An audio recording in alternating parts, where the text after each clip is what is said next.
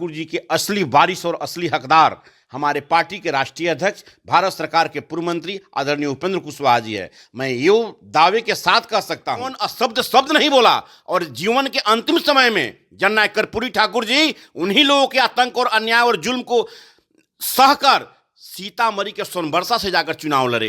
बिहार की जनता और देश की जनता यह भूला हुआ नहीं है। नमस्कार, आप देख रहे हैं न्यूज फोनेशन। मैं हूं आपके साथ नरोत्तम। बिहार में जातीय गणना हुआ है, उसके बाद से सभी पार्टियां की नज़र ओबीसी वोट बैंक पर है। ऐसे में अब कर्पूरी जयंती मनाने को लेकर सभी राजनीतिक दल तैयारियां कर रही है। अब बात यहां तक आ गई है कि कर्पूरी का असली वारिस कौन। हमारे साथ हैं आरएलजेडी के प्रवक्ता हैं रामपुकार सिन्हा। कर्पूरी के असली वारिस कौन? देखिए नरोत्तम जी, जननायक कर्पूरी ठाकुर जी की जन्म शताब्दी वर्ष यह मनाया जा रहा है। 1924 में वो जन्म लिए थे और 2024 चल रहा है।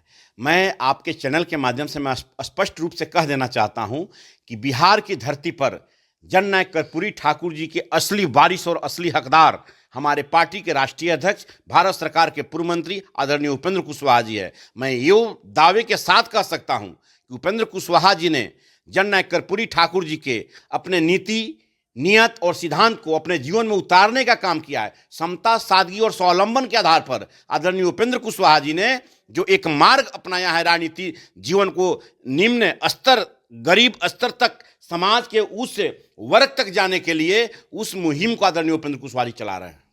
जेडीयू की ओर से कहा जा रहा है कि असली वारिस तो नीतीश कुमार ही हैं। उधर आरजेडी कह रहा है कि लालू यादव हैं वारिस। आखिर वारिस है कौन असली? क्या आरजेडी के सुप्रीमो लालू प्रसाद यादव जी को कर्पूरी ठाकुर जी का असली वारिस कहने का हकदार है? समस्तीपुर की जनता भूल गई है।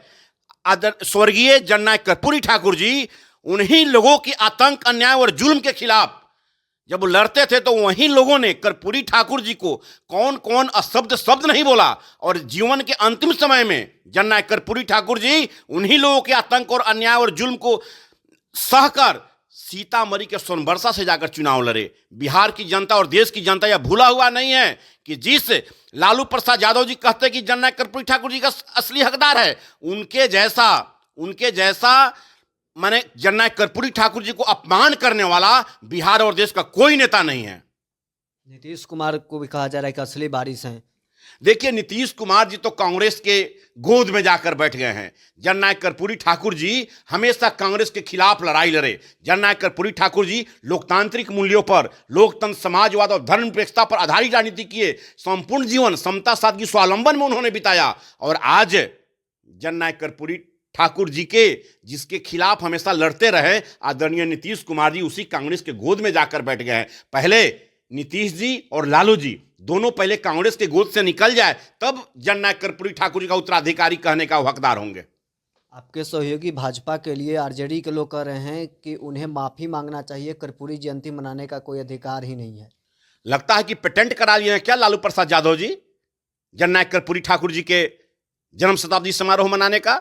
देखिए, कर्पूरी ठाकुर जी आज हम लोगों के बीच नहीं हैं। उनकी आत्मा आज कलपती होगी वैसे लोगों के अन्याय से वे अपनी जन्मभूमि को छोड़कर सीतामढ़ी के सोनबरसा विधानसभा क्षेत्र से जाकर चुनाव लड़े। इसलिए मैं आज भी आपको दावे के साथ कह सकता हूं कि राष्ट्रीय जनता दल को जननायक कर्पूरी ठाकुर जी की जयंती समारोह मनाने का कोई अधिकार नहीं है। और खासकर जो दल कांग्रेस के गोद में जाकर बैठ गया है और जननायक कर्पूरी ठाकुर जी हमेशा कांग्रेस के खिलाफ लड़ाई लड़ते रहे, समाजवाद को धरती पर लाने का काम किए, सबसे निम्न स्तर के जो समाज है हमारा, जो गरीब गुरुआ है, वहां तक पहुंचाने का काम जननायक कर्पूरी ठाकुर जी ने किया। आज वैसे लोगों की जन्म शताब्दी समारोह के अवसर पर राष्ट्रीय लोक जनता दल उन्हें नमन करती है। और तो आपने सुना क्या कुछ कह रहे थे आरएलजेडी के प्रवक्ता रामपुकार सिन्हा। अभी तक के लिए बस इतना ही। आप बने रहे न्यूज फोनेशन के साथ।